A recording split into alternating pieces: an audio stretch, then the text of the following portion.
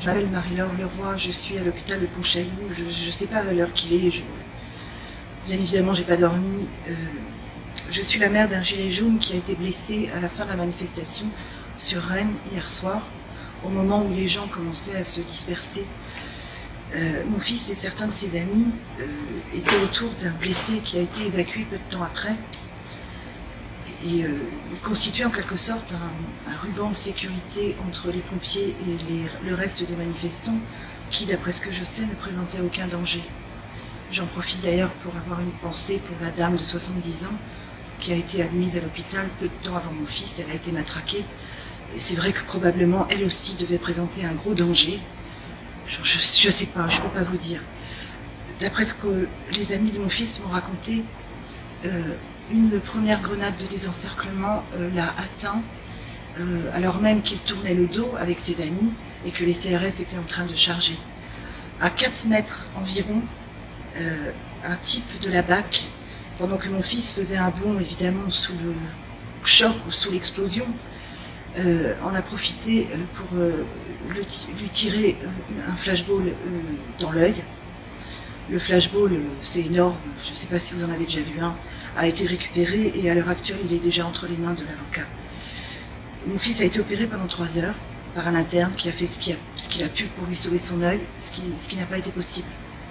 Monsieur Macron, pendant que vous faites le malin en bras de chemise dans les gymnases, pendant des heures, en soliloquant, parce qu'il est vrai que vous aimez surtout parler seul, pendant ce temps-là, vos sbires, monsieur Macron, mutilent nos jeunes.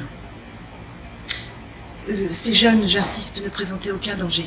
Aucun d'eux n'avait le visage couvert. Ils étaient tous désarmés. Aucun d'eux n'avait même un masque à gaz.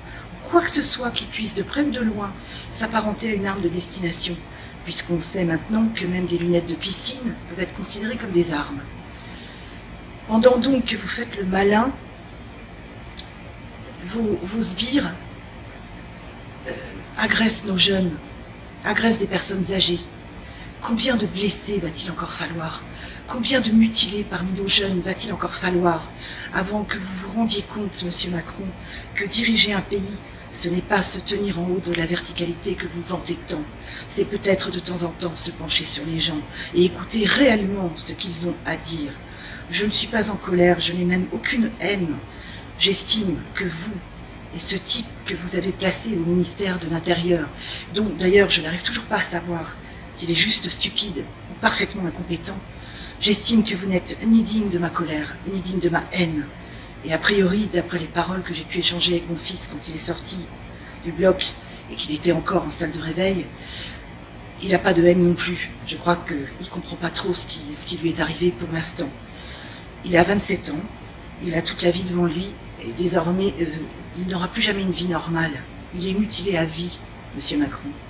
Mutilé à vie, parce que ce que vous appelez la démocratie consiste à frapper des gens innocents qui sont là uniquement pour défendre leurs droits.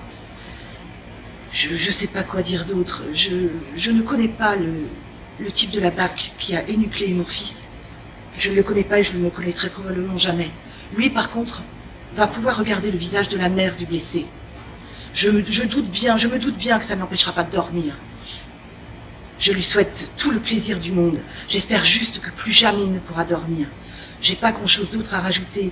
Si, peut-être une dernière chose, on pourra toujours dire que c'est le choc. Je suis fonctionnaire d'État, monsieur Macron, et parfaitement consciente de sortir du droit de réserve, qui normalement est le mien. Je suis enseignante. Je suis professeure de lettres dans un lycée de la région quimpéroise, à côté de Lorient, en Bretagne. Je pense que vous n'aurez aucun mal à me retrouver vu que j'ai donné mon nom. Je vois pas trop ce que je peux craindre, monsieur Macron. Je ne vois pas ce que je peux craindre. Être viré de l'éducation nationale, peut-être, je ne sais pas. C'est peut-être le genre de choses que font les gens comme vous. Probablement.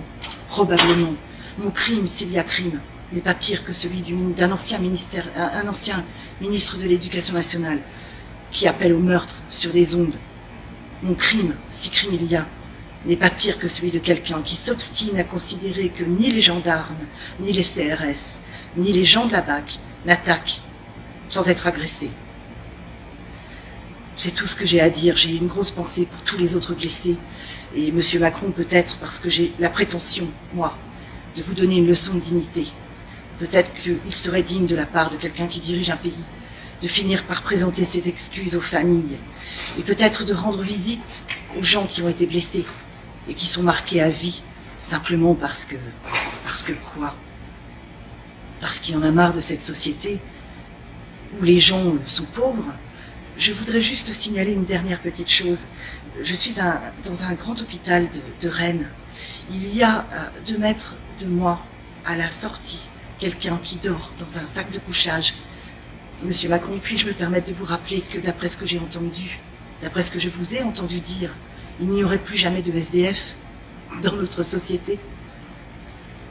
Je suis pas en colère, je le répète. Je suis juste écœurée. Je suis écœurée.